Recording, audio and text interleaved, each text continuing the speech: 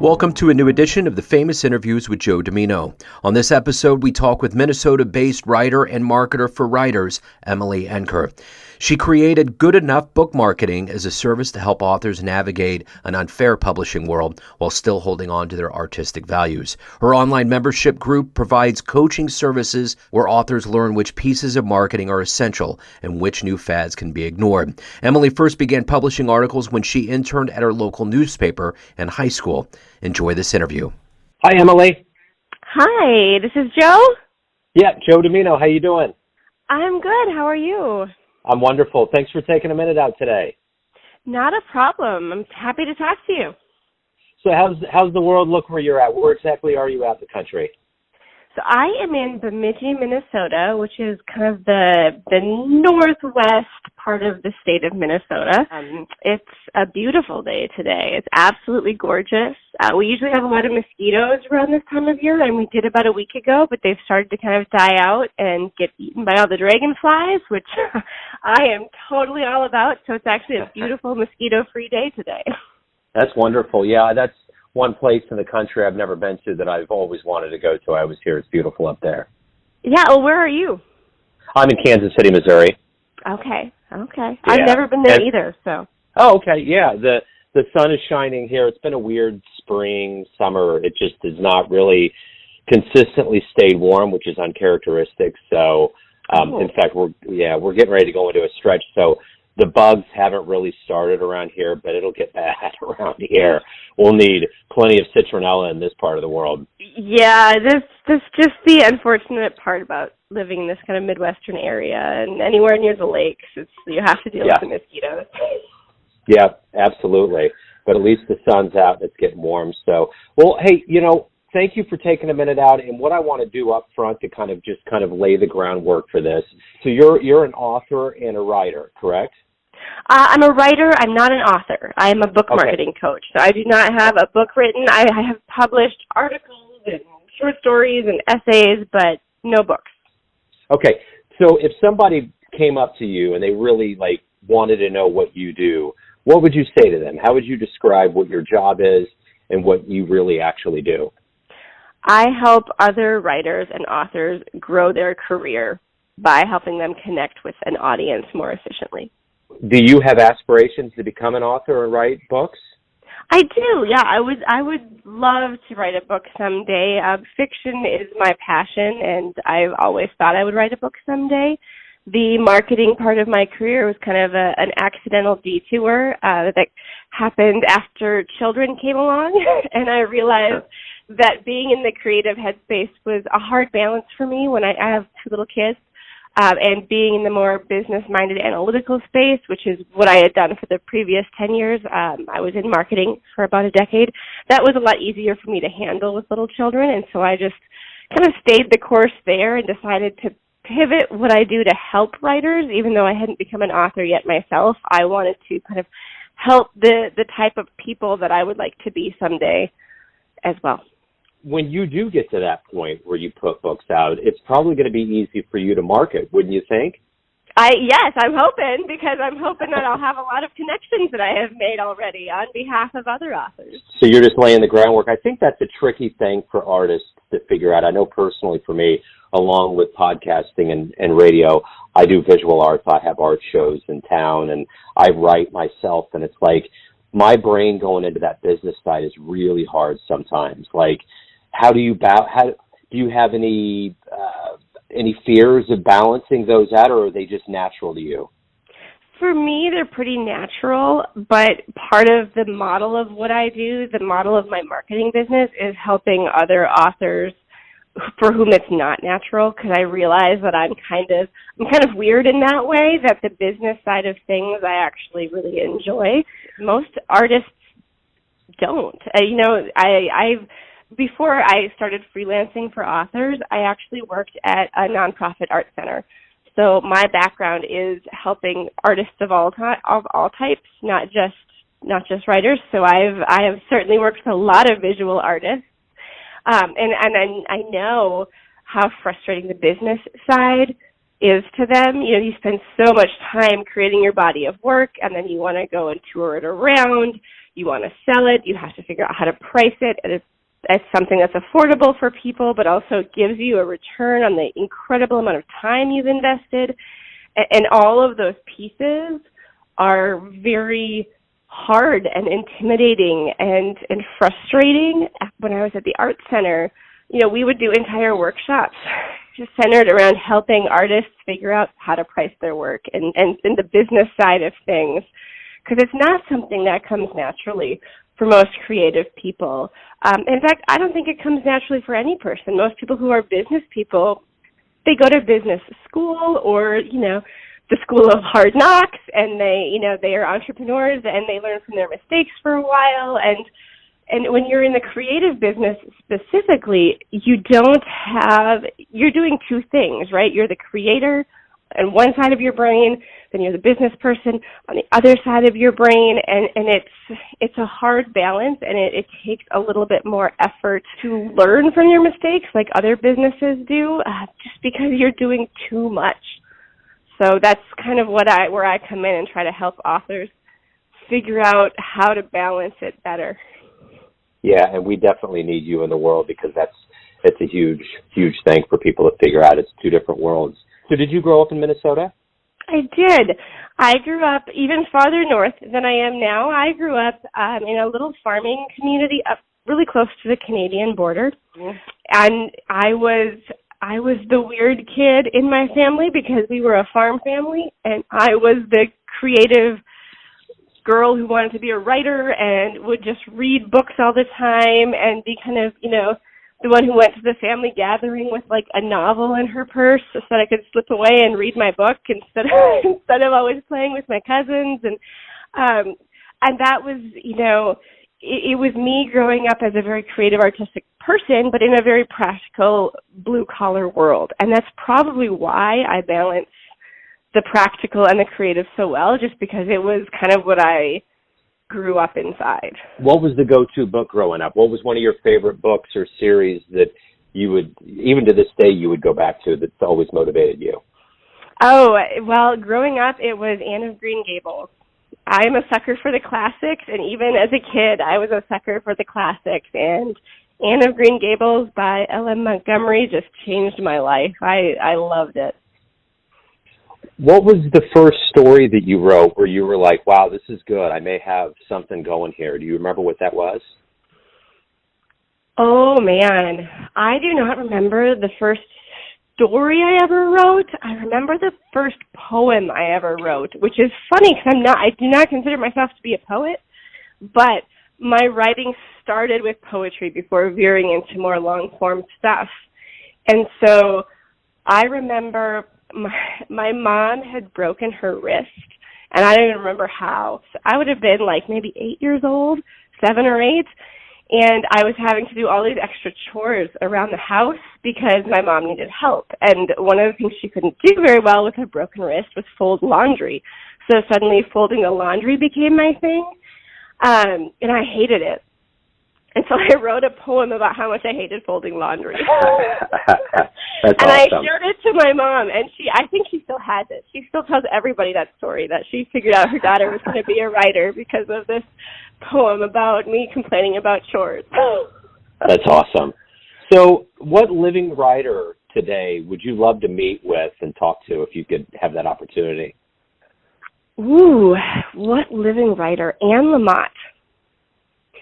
I would love to sit down and have a glass of wine or a cup of coffee with Anne Lamott. I think her career she has such a broad career, and she's been writing for so long, and she's written about so many different topics, and she's written about a lot of stuff that's personal that she's allowed the rest of the world to see. And I would love to ask her about that and that journey, because like so many writers, the vulnerability piece is hard for me. And so when I see other authors who have been willing to kind of open up themselves to the public really well, and I think she has, I love to hear how they did it and how they got through the emotional upheaval of being that vulnerable. So in your line of work of promoting writers, if there's somebody out there right now that's a writer that is really looking to get somebody to promote their work and they're very interested in you at this point, but you could push that car over the edge right now, and you could give one piece of advice right now to somebody that is ambivalent about whether they would get a hold of you or not, a piece of advice that would make them call you. What would you say to them right now? I would say that my business name, it's called Good Enough Book Marketing, which is intentionally tongue-in-cheek. It's actually a coaching service, so I don't do the book marketing for authors. I teach them how to do it themselves. But the good enough piece is I teach them that marketing doesn't have to be intimidating, that they don't have to do all the things that they see, all the options that are on the table that are overwhelming, that there are a few key pieces they can do, and those pieces are still good enough to make a profit without overwhelming them or taking away from their writing time. And so this thing that I hope would push them over the edge is knowing that I am a coach who is going to let you prioritize your writer hat and help you fit marketing into your life, not the other way around. So your husband's a reporter. I'm curious what that mentality, how that works or motivates you, because reporting is a whole different beast than just kind of straight up writing or any of that. How does that influence the way that you approach, your writing and what you do? It's very interesting. So my husband was in journalism for 10 years. He actually just recently made a career pivot. But yes, for most of our marriage, he was a reporter. The way it affected me, I guess, was more. I have a really great understanding of how the media works and what to expect versus not expect from publicity when it comes to that, because I've seen, from my husband's perspective, a lot of different pieces. And in terms of writing, creative writing is vastly different from the news writing. He's also a creative writer as well, so I've watched him balance both and have to put on the writer's hat and then put on the reporter hat and kind of back and forth over the past few years. And that actually just really encouraged me because watching somebody be able to balance multiple voices and balance them well really encouraged me to know that it can be done and you can do that. So you got a BA in English and you got a minor in music. What was your music focus? What were you studying, or what instrument? Violin. I actually started playing the fiddle when I was about 9, and I was actually in a little fiddle group that would tour around at county fairs and festivals, and just had a lot of fun as a kid. But when you go to university, they don't have a fiddle program. Yeah. It became the classical focus, and the instrument as a violin. And so I did some quartets and, of course, orchestra, music history I'm very interested in and enjoyed, stuff like that. So what do you anticipate your first book being about? I mean, is there anything that you have kind of working in the back of your mind that's going to, materialize at some point and become that book for you? Yeah, absolutely. I have a story I'm working on now. It's kind of in the almost an homage to True Grit, but it is a travel narrative of a young girl traveling across Minnesota. I love writing about Minnesota. And it's her journey to finding herself. It's historical fiction, so it's her journey to finding herself when she's in the unsettled prairies of Minnesota in the 19th century, and is removed from all of the safety nets of her city world that she grew up in, and kind of learns to figure out who she is when all the rules are gone. So speaking of Minnesota, if there was skeptics out there that were thinking about traveling and potentially coming to Minnesota, how would you sell the state? If you were a tourism person and you had to craft something to get somebody to come up there, what's the best thing about Minnesota? Oh, well, everyone has heard of our 10,000 lakes, and they're wonderful, but I feel like everyone's heard about that. So if the lakes were going to bring you here, you'd already be here. So I would push other things. I would push our woodlands. I live in the North Woods. It's a very, little house on the prairie here still. I live surrounded by giant trees. I love the nature in Minnesota is just amazing. And I love going into the woods, and I love seeing the animals and the wildflowers. We have just a vibrant state park program. I actually live not that far from a place called the Lost 40, which is 40 acres of old-growth forest, pine forest, that was accidentally missed by loggers back in the day because of a mapping error. So you can go and see this old, untouched section of land that Wow. where nature has just kind of gone wild, and the trees were never chopped down. Obviously, some of them have died naturally, but it's really cool to see. I take guests there and we go hiking when they come to visit me. Cool. Very cool. So, what has been the best fan client letter response that you've ever gotten for the work that you've done? Oh man, I had a writing gig for a while where I was writing these dramatized stories, but true stories of World War II veterans. It was for a company that was, their focus was the Second World War, and they wanted to collect a blog of stories of World War II veterans. So I would go and I would interview veterans themselves, or usually their kids. Most of the World War II veterans had already passed, so a lot of times it was interviewing their kids about what they remember Dad telling them. And then I would turn one or two of those stories that they told me, into creative nonfiction. So it was dramatized with dialogue and exposition, and almost read like a short story. And I remember, I was always a little nervous to send my story back to the family because it was so personal to them.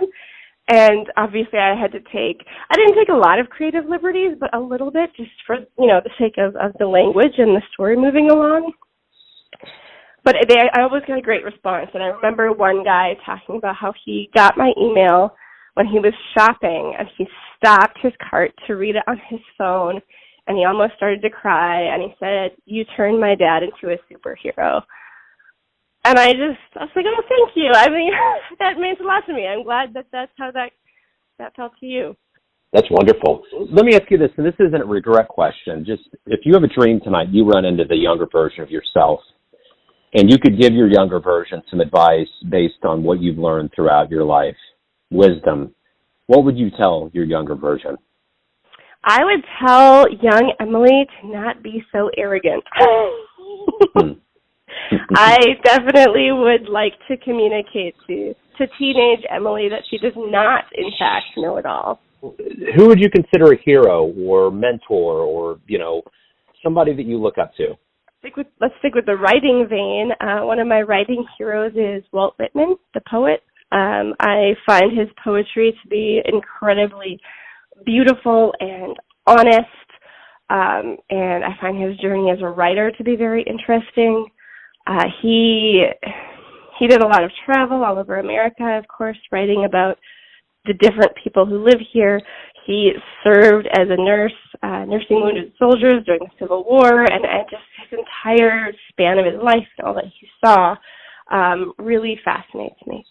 So if you could slice out, say, a week or so here in the next week, and you wouldn't have to worry about kids or obligations or anything in your life, and you could do like a bucket list of 3 things that you've always wanted to do, what would you do? I would spend a lot of it writing, because with kids I don't get a lot of writing time. So if I could have a kid-free week, gosh, there'd be a lot of writing getting done. I would travel. I would go back to Sweden. I have been there before, but I'd love to go back. I would spend some time in Sweden. Spend some time in Sweden, write, and, oh man, I think I would spend a lot of time just relaxing. If I could just unplug, if I could just spend the days writing in Sweden and the evenings just relaxing without anybody, asking Mom for anything, that would be my heaven.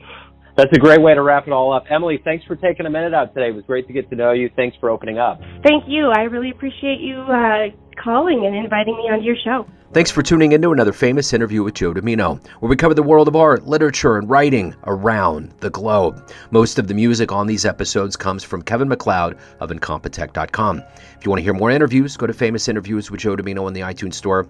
You can see these on the Neon Jazz YouTube channel. And for everything Joe Dimino related, go to joedimino.com. And there you can donate to keep this alive and going via PayPal or Patreon. Until next time,